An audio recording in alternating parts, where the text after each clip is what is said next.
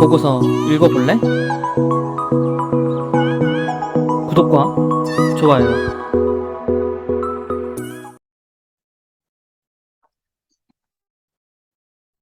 오늘의 보고서는 신재생 에너지 관련해서 좀 언급하도록 하겠습니다. 자, 첫 번째는 OCI입니다. 제가 뉴스 영상으로도 소개시켜 드렸던 종목이죠.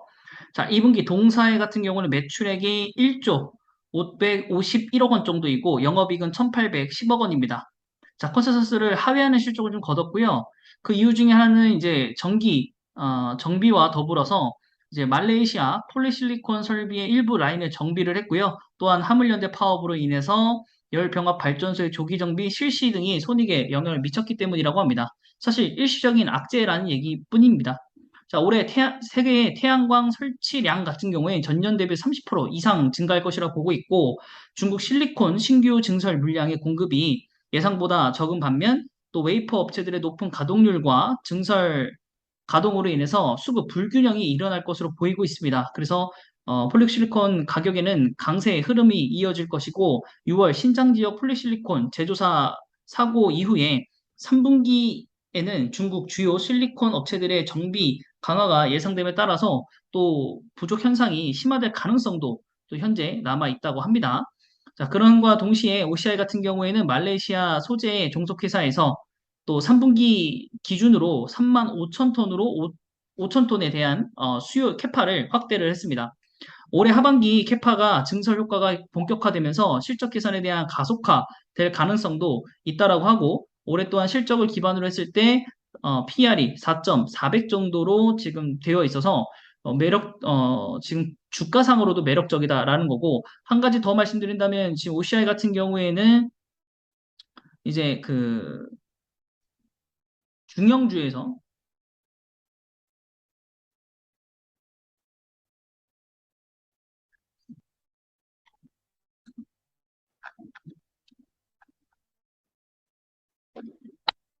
네, 또 한 가지 말씀드릴 거는 OCI 같은 경우에 코스피 정기 변경으로 인해서 이 중형주 라인에서 대형주 라인으로 이동을 하게 됩니다. 자, 그렇다면 단기적으로는 수급에서 있어서 좀 불리합니다. 왜냐하면 대형주에서 차지하는 비중이 적기 때문인데, 하지만 이런 것들이 장기적으로 봤었을 때는 좋다라고 좀 볼 수 있겠습니다. 왜냐하면 우선적으로 이제 요거는 이제 단기적인 이슈인 거고, 대형주로 편입이 되게 된다면 지수가 올라가면 대형주에 대한 그 뭐라 그러죠? ETF 혹은 패시브 자금이 당연히 많이 쓰게 됩니다. 금액을. 그렇기 때문에 비중별로 좀 다르긴 하겠지만은 어쨌든 코스피 지수가 오르면 오를수록 대형주부터 돈이 들어오기 때문에 지금 단기적으로 떨어진다고 하더라도 대형주가 이미 중장기적으로 올라갈 수 있으므로 OCI는 저는 상대적으로 나쁘지 않다라고 좀 판단이 되고요. 거기에 또 태양광까지 지금 현재 어, 시너지를 받을 수 있는 사업 호재가 나왔기 때문에 저는 좋다라고 좀 보고 있고 OCI 같은 경우에 그런 영향도로 인해서 어제 그리고 엊그제까지 해서 떨어졌고 오늘 같은 경우에는 버텨냈어요. 오히려 버텨냈습니다. 물론 이런 건 태양광에 대한 얘기 때문에 좀 버틴 것 같긴 한데 전 추후에 조금 더 가라앉을 가능성도 높다고 보고요. 그렇다면 당연히 매수에 들어가야 되는 그런 구간이지 않나 싶습니다. 그래서 12만 5천 원, 네, 12만 5천 원 정도고 과거에 레벨 이익치까지 올라갔을 때는 한 16만 원 정도, 17만 원 정도 올라갔었거든요. 그래서 저는 지금 현재 레벨 이익 구간이 조금 나쁘진 않지만은 조금 더 떨어질 때까지는 기다려 볼 것 같아요. 요 구간까지. 그래서 여기서 어떻게 대응을 하냐에 좀 달린 것 같고요. 여기도 당연히 배당이 있습니다. 그래서 배당 금액까지도 여러분 확인해 보시면 나쁘지 않은 네, 그런 거라 볼 수 있겠죠. 그래서 꾸준히 좀 매수를 떨어질 때마다 하시면 충분히 좋은 결과 나올 거라고 생각을 합니다. 자, 다음은 이제 수소 쪽에 대표적인 기업이죠. 두산퓨어셀.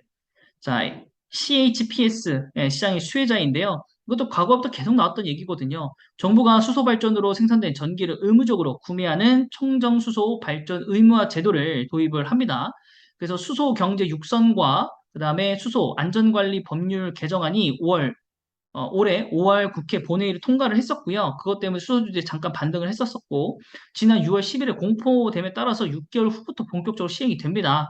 그래서 최근에도 그 수소 인프라 그 감축법에도 수소 쪽이 조금 포함이 돼 있어서 주가들이 좀 많이 올랐었었는데 또 그러면서 두산퓨어셀 1우가 또 상한가에 진입을 하기도 했었고요. 그 이후에는 좀 다시 좀 떨어지긴 하고 있는데 수소 발전량 구매 의무는 5년 이내에 시행이 됩니다. 네, 정부에서는 12월 이전까지 대통령령을 통해서 수정 발전 구매 공급 의무 대상자들과 의무량뿐만 아니라 청정 기준의 인증 기준, 그다음에 청정 수소의 판매 사용 의무 등의 내용을 보다 구체화할 예정이기 때문에 12월 이전에 한 번 더 수소에 대한 바람이 좀 불 것 같습니다. 어쨌든 방향성은 지금 신재생 에너지 다시 한번 넘어왔거든요. 2차 전지에서. 그렇다면 충분히 매수해봐도 괜찮은데 좀 이익 레벨치는 좀 따져봐야 되겠죠.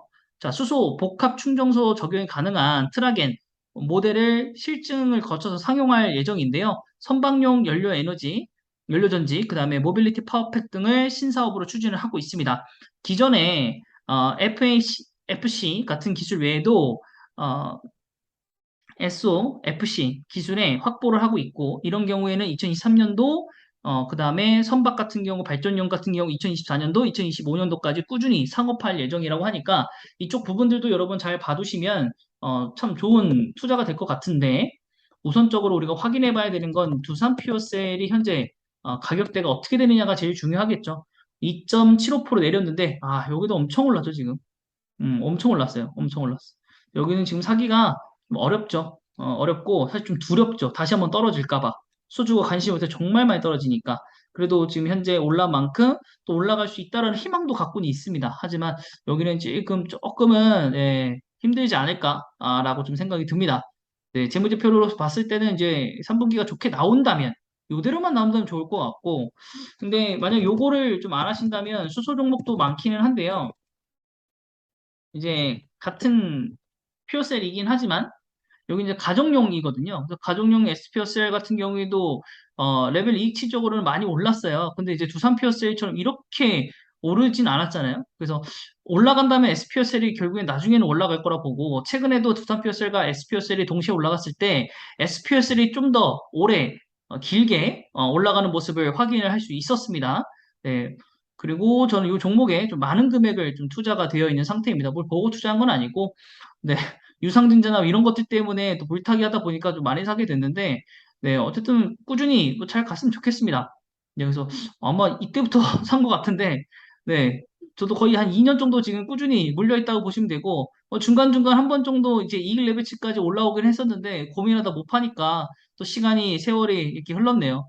그래서 어쨌든 또 이왕에 산 김에 또 어디까지 올라가나, 전 또한 또 두고 볼 생각입니다. 그래서 SPS에도 여러분 한 번 더 봐두시고요. 소형 종목이다 보니까 또 확실한 호재가 나오기만 한다면 올라갈 수 있는 게 또 SPS이지 않을까 싶습니다. 이쪽도 수소 쪽에서는 또 나름 또 꽤나 방구 끼는 회사이니까 저는 괜찮다고 파악이 됩니다. 네, 작년에도 이익 레벨치가 좀 괜찮게 나왔거든요. 무너진다고 봤었었는데. 그리고 올해 이제 1분기 실적이 좋지는 않았어요. 좋지는 않았는데 이제 2분기 실적 같은 경우가 아직은 안 나왔죠. 여기서 2분기 실적이 좀 빨리 나와서 한 번 정도 좀 점프를 하는 그런 걸 좀 기대를 한번 해보도록 하고요. 네. 그 다음 보고서로 좀 넘어가 보도록 할게요. 자, 그 다음 이제 3강 MNT로 한번 보도록 하겠습니다. 또 풍력 쪽에 유의미한 회사 중에 하나이죠. 자, 대만 하이롱 프로젝트향 해상 풍력 하부 구조물 6,707억 정도의 수주를 했었습니다. 자, 글로벌 첫 제작이 되는 거라고 볼 수 있는데 이것들로 통해서 내년 하반기에 추가 물량과 그다음에 오스테드의 어, 3라운드 네, 프로젝트 수주가 또 예상이 된다고 합니다. 그다음에 울산의 부유식 해상풍력이 가장 속도가 빠른 귀신고래 3의 엔지니어링 업체로 프랑스 테크닉과 같이 선정이 됐다고 합니다. 그래서 해상풍력 같은 경우에는 앞으로 개화되는 시장이고요. 유럽가들이 부유식 해상풍력 설치를 목표로 확정을 지었습니다. 이게 바닷가에서 좀 많이 멀리 떨어진 데다가 두둑이 떠다니게끔 이제 풍력을 설치를 한다라는 거고요. 고정식으로 하려면 콘크리트 세워야 되고 굉장히 좀 구조물 세워야 힘든데 부유식으로 한다면 굉장히 설치도 쉽고 빠르게 가동할 수도 있고 나중에 회수도조차도 쉽기 때문에 네, 그렇게 모든 나라가 지금 이 부분으로 좀 집중을 한다고 되어 있습니다. 자, 그래서 이쪽 부분에 대해서는 사실 밸류체인이 전부 했었고 아시아권에서도 조달할 수 있는 업체가 한정적이었는데 상당 MNT가 유일하다고 봅니다. 그래서 풍력적으로 봤었을 때는 상당 MNT 쪽 예, 한번 잘 봐두시면 괜찮지 않을까 생각합니다. 그래서 삼각 MET 같은 경우에 지금 주가 상으로 보시면 많이 올라왔습니다. 그죠? 다시 한번 신재생 에너지가 불어오면서 예, 주가들이 많이 올라간 모습들을 볼 수 있겠고 실질적으로 이득이 없는 회사들은 다시 한번 주가가 꽂히고 있지만 삼각 MET 같은 경우에는 절대적인 탑 원 대장주의 모습이다 보니까 떨어지지 않는 것 같아요. 이때도 충분히 떨어질 구간 많았잖아요. 수소주 같은 경우 거의 다 이렇게 꼬라박고 했었고 태양광도 마찬가지고 그죠? 뭐 수소 나머지 그 회사들도 대부분 나머지 똑같았었는데 풍력 안 보는 사이에 레벨 이익치를 잘 지켰어요. 나름 다른 기업들에 비해서. 그래서 힘든 시기를 한 1년 정도 보내고 다시 한번 상승하는 느낌이고요. 네, 투자하셨던 분들 네, 굉장히 예, 축하드리고 배당금이 없다는 게 좀 아쉽습니다. 하지만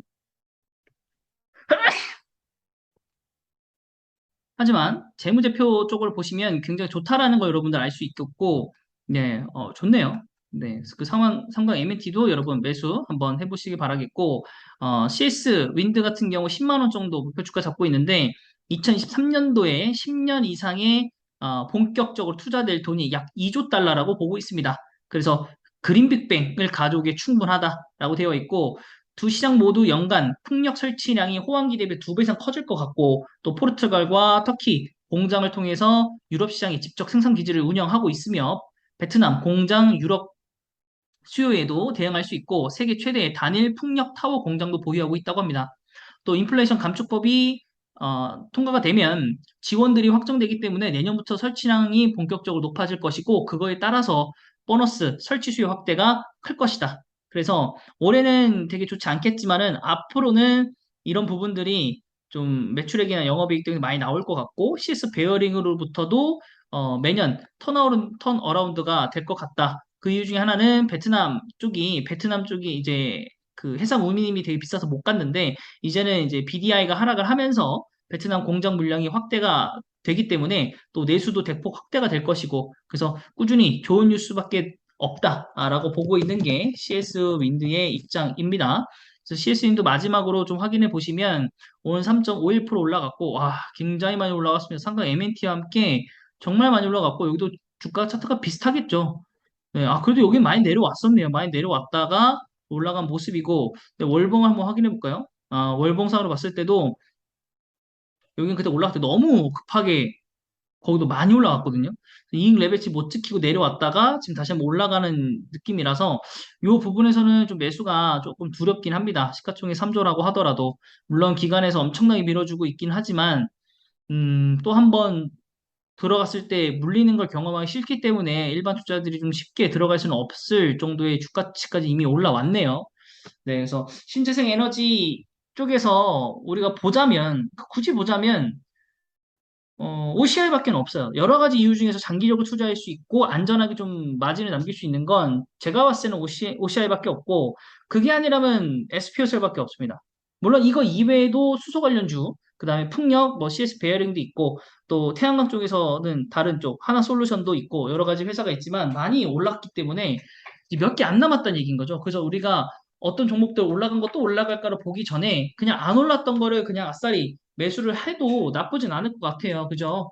왜냐면 이게 안 올라가서 올라갈 게 없어서 안 올라간 게 아니라 수급이 돌다 보니까 좀 운대가 맞아서 운대가 안 맞아서 수급이 안 들어간 것 같기도 하고 또 이러저러한 이제 상황적인 것들도 있기 때문에 못 올라간 것 같거든요.